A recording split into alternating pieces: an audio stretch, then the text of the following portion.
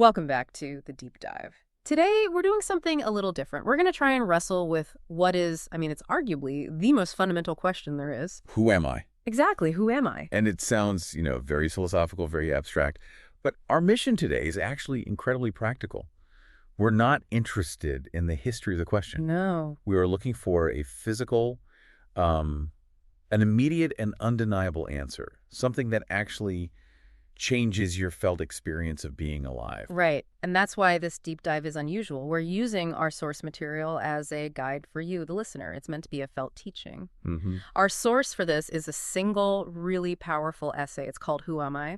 And it's written by Pedro Malha, who is the founder of the Ghosts movement. And Malha's work it's challenging, but not because the writing is complicated. It's challenging because it asks for your full attention. We hear from people all the time who, they conceptually agree with everything we're about to say. Of course, mind and body are connected. Everyone agrees with that. Everyone agrees. But the entire point of this essay is to guide you past just agreeing with an idea and toward a real physical recognition. That's the key, isn't it? Yeah. We're not aiming for you to just nod your head. The goal is a physical shift, that sudden, quiet aha moment where the split you've been carrying around between your mind and your body just collapses. It's a shortcut, in a way. A shortcut to being truly well-informed about the very nature of your own presence. Which brings us to the name of his organization, the Ghosts movement. It's a strange name at first. Why ghosts? Well, because, as the essay suggests, if your whole sense of self is just that narrator, that little voice behind your eyes, then your body is basically being haunted.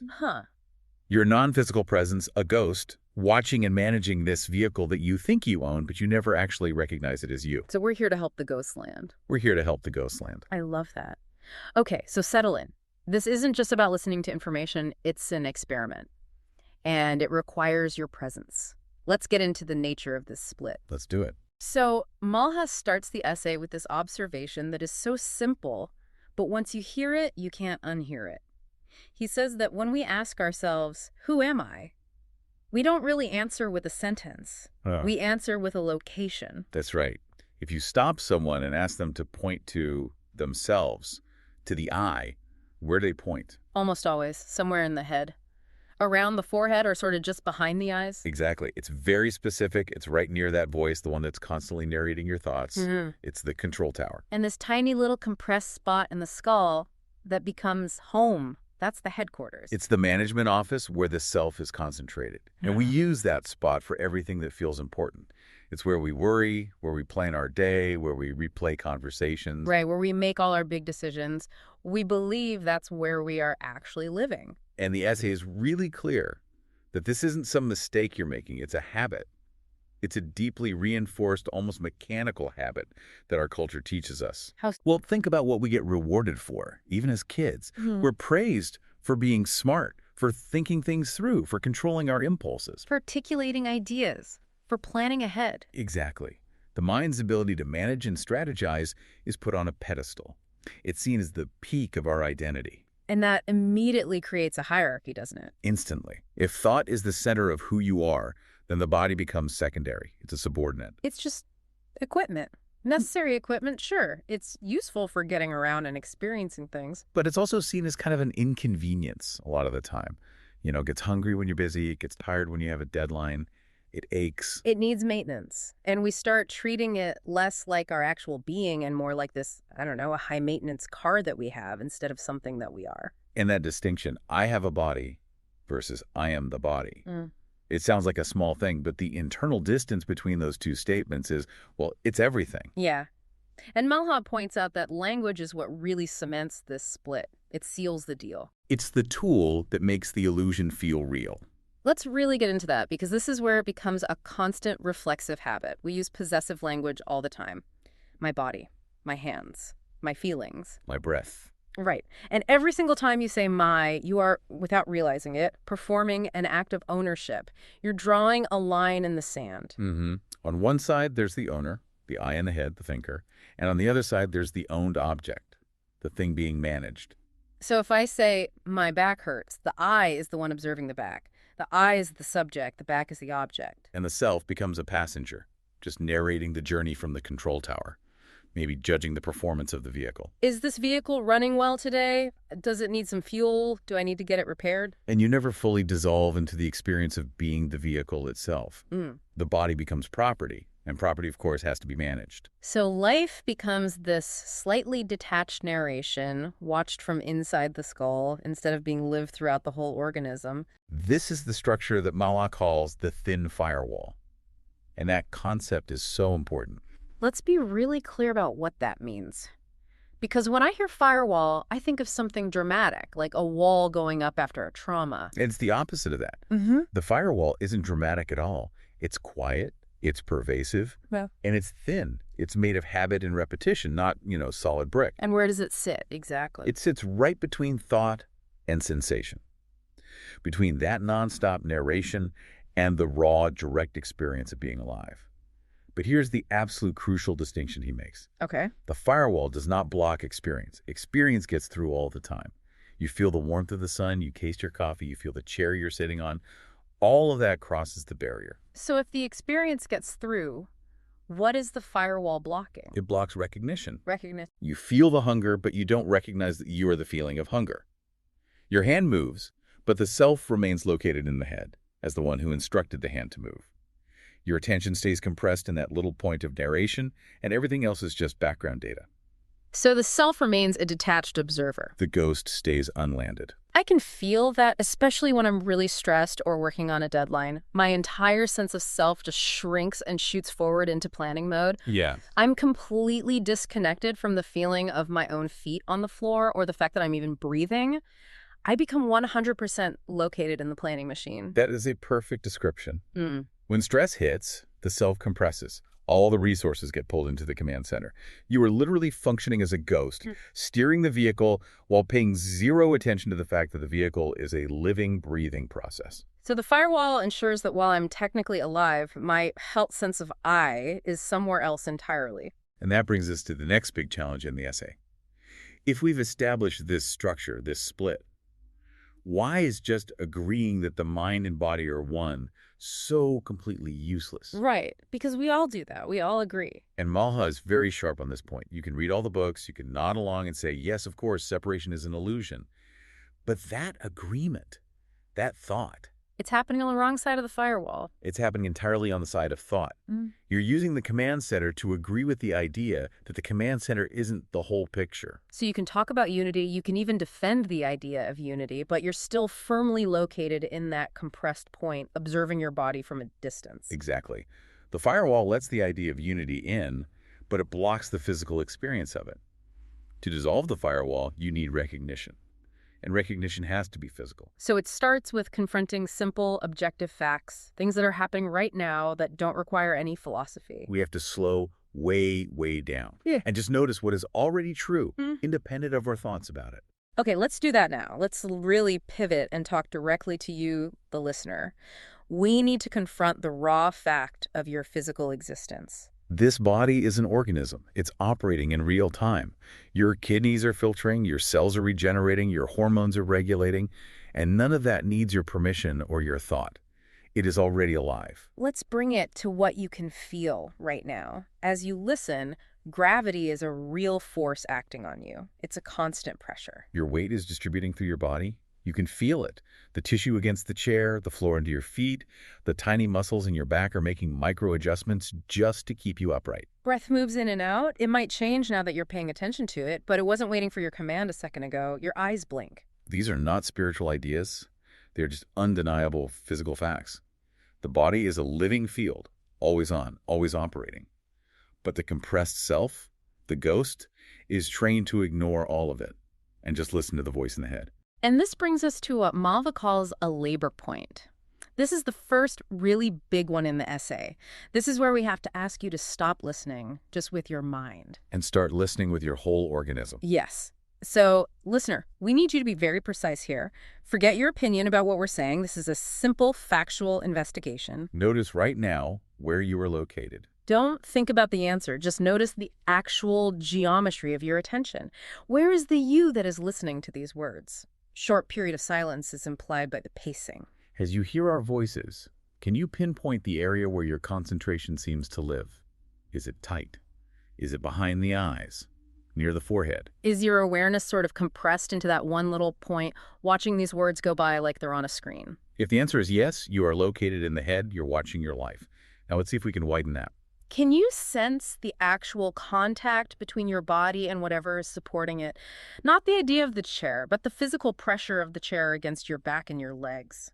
Can you feel the temperature of the air on your skin? Or the texture of your clothes? Can you feel the small, tiny movements your body makes on its own? An automatic swallow, a slight shift in posture. Can you feel your feet on the ground? And we have to just acknowledge this can be hard. If you're really used to living in the firewall, your attention will want to snap right back up to your head. It might even feel a little boring to focus on the pressure of the floor. Oh, I feel that immediately. The resistance. I try to feel my feet, and my brain instantly translates that feeling into a thought. It says, okay, I'm now feeling my feet. Good job. And boom, I'm right back in the narrator's box. Yes. And that's the core mechanism of the firewall right there, that conversion. Sensation becomes narration. Why does it do that so fast? Because the compressed self in the head is the manager. And if sensation is just a raw fact, the manager has nothing to do. It feels unemployed.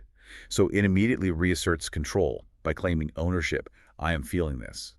It recompresses the self by turning a living experience back into a piece of data for it to analyze. So if I try this little experiment and my attention just keeps snapping back to my head, that's not a failure. That's the information. That's the information. It tells you how deep the training is. It means the firewall's working perfectly. It's keeping your attention narrow and your sense of self squeezed into that tiny point of commentary. And the consequence of that compression is that we live in this state of constant, subtle management.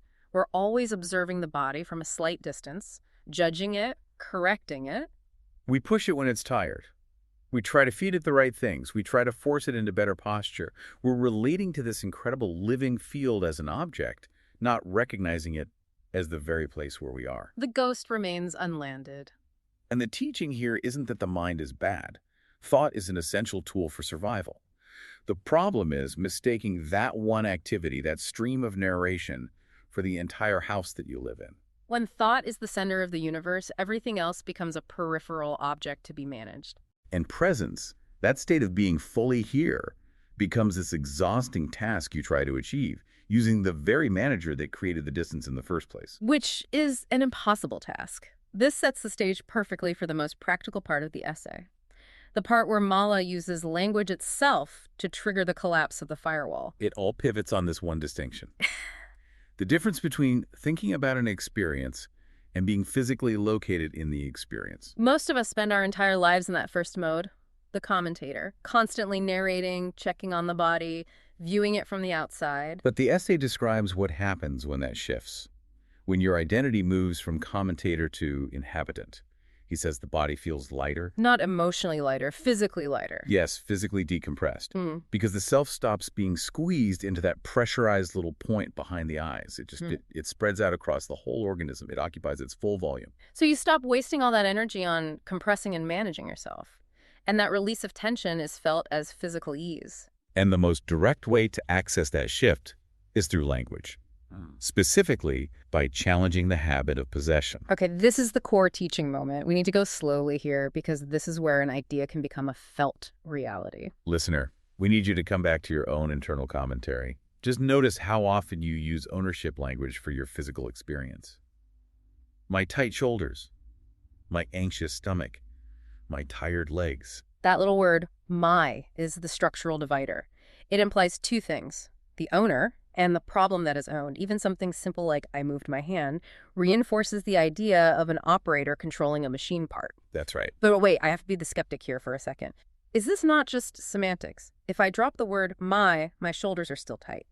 How can changing one word trigger a real physical shift? That is the perfect question. And the answer is that the word change itself doesn't magically fix the shoulder. What it does is it stops reinforcing the illusion of the owner and the owned. The physical shift happens because you stop using your thought to manage the sensation, and instead you allow yourself to be the sensation. Explain that more. What does dropping the ownership actually do inside? When you drop the I, you're briefly firing the manager. The compressed self, the owner, is gone for a second. And when the manager is absent, The subject-object relationship dissolves. There's no longer an I observing my tight shoulder. There is only tightness Yeah. existing, happening within the field of the body. And because there's no split, your attention is free to reside as the experience instead of watching it from a distance. The firewall, which needs that distance to survive, just softens. Okay, let's do the second labor point. Let's really test this. We're inviting you right now to consciously experiment with this. Drop the ownership language. Not to deny that the body is yours, but just to feel what happens when you dissolve the split. Let's start with your hands. Just bring your awareness to your hands. And the default thought is probably, these are my hands. Okay, now let that go and just notice the hands. Be very specific. Notice the temperature of the hands. Notice the weight of the hands. Notice the subtle feeling of the air on the skin of the hands. Implied extended pause. Now let's move to the breath.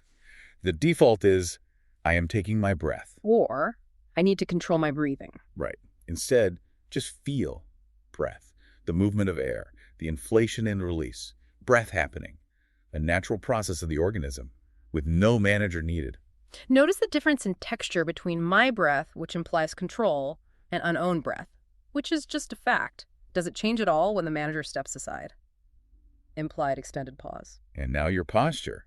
Instead of thinking, I need to fix my posture, just notice the body, the torso, the hips, the legs. Feel its weight, settled into whatever's supporting it. Feel the collective volume of the body. What did you notice? For a lot of people, the sensation becomes much more immediate, much more vivid. A gap collapses. The gap collapses. The body stops being something you are watching and correcting. It becomes the place you are in. That feeling. That's the decompression. The self stops being squeezed. It's not just semantics, is it? It's a fundamental shift in your orientation. The body is no longer something you are carrying around. It is what you are happening as. And that collapse of distance is the feeling Maha talks about. A sudden clarity, a quiet shock, a feeling of arrival. He describes it so simply. The thought is just, oh, I am here, not behind my eyes. I am here in this whole field. The ghost has landed. The ghost has landed. Yeah. And this realization just blows up the idea that intellectual understanding is enough. Understanding lives in thought. The firewall is fine with that. But the landing, the recognition, lives in the body. And the firewall's whole job is to block that. So you can believe in unity your whole life, but the body only responds when it's finally recognized as the actual location of the self. And once you feel that, even for a second, you start to see how much modern life is designed to push you right back behind the firewall. It's everywhere. The speed of everything rewards thinking ahead of your experience. You're planning the next thing while you're still doing the current thing. Which forces your attention up and forward. It concentrates the self in that strategic center and makes you neglect the present moment, the field. And then there are the screens, phones, computers.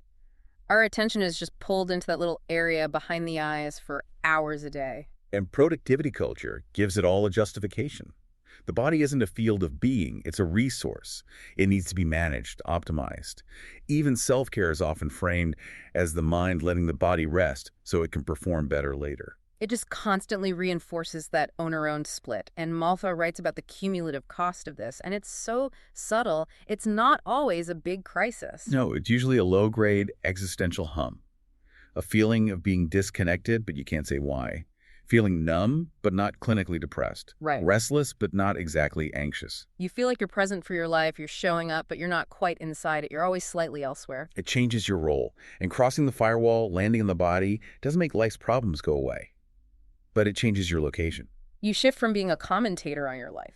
The theater critic, judging the play from a safe distance. To being a full participant in the play. Messy, immediate, fully engaged, whether the scene is happy or sad. Which leads to one of the most beautiful examples Mala uses to show how the body is really in charge. The phenomenon of love, or just genuine human connection. Right. If the mind is the boss, then love should start with a rational decision. But it doesn't, does it? No. Love, and we mean this in a broad sense, care, connection, real curiosity, it just melts the firewall. It's felt as an immediate physical shift in your orientation. Describe that shift. What does the body do first? The whole nervous system changes. The body physically turns towards the other person. Your attention softens and widens instead of getting sharp and strategic.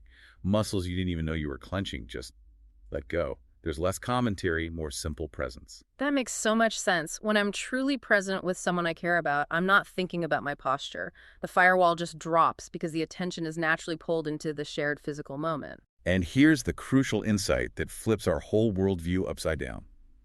We assume the mind decides to love, and then the body follows with feelings. Mala says it's the exact opposite. The body recognizes connection first through all these subtle shifts. And the mind explains it later. The mind scrambles to create a story to make sense of what the body is already doing. The body acts, the mind narrates after the fact. Exactly. And that hierarchy body responds first, thought explains second. It applies to everything. Fear.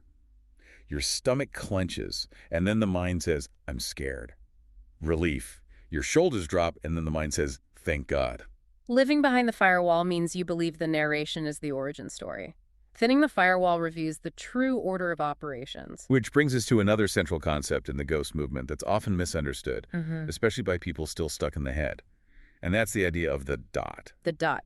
This is meant to be the steady point of awareness beneath all the mental chatter and story, right? It is. But the misunderstanding comes from our default location. Since we're already used to being a compressed point in the head, when we hear find this steady point, we instinctively try to retreat into an even tinier, calmer observer hidden behind our eyes. So we're just trying to become a more spiritual ghost. Precisely. You haven't dissolved the split at all. You've just relocated the manager to a different office. The self is still a detached watcher observing the body as other. The firewall is completely intact. So if the dot isn't a point you retreat into, what is it? How does he describe its true location? He says the dot is what becomes noticeable when you stop insisting on being a point at all. Okay. It's not separate from the body. It's revealed through the entire field of sensation. It's less of a point and more of a quality of coherence. Can you give us an analogy? Think of a gyroscope inside a ship during a storm. The ship is the body. It's pitching and rolling. There's constant movement. Thoughts are happening. Breath is moving. The gyroscope inside, though, maintains its steady, quiet orientation, regardless of the chaos around it. So the gyroscope is the dot. It's inside the ship, not floating above it, but it has its own steadiness. That's it, exactly. The dot is that quiet coherence that's always there within the field of the body. You can feel it through sensation. It's the background hum of presence that isn't disturbed by the movement of breath or thought. And why is that distinction so important? Why can't it just be a technique? Because if the goal is just to move your awareness from your head to your feet as a task, then it's just another management technique. It's still the manager trying to be more efficient. It reinforces the firewall? It reinforces the firewall. The true aim is to recognize that awareness was never confined to the head in the first place. It was just attracted there, compressed there by habit. When that recognition finally lands, even for a moment, it changes how you understand everything else. Everything. Memory is no longer just a story in your head. It lives in your posture, in your physical reflexes, in the deep rhythms of your body. You realize your body remembers how to do things your mind has forgotten. And presence stops being something you have to create. It's what's left when you stop blocking the organism you already are.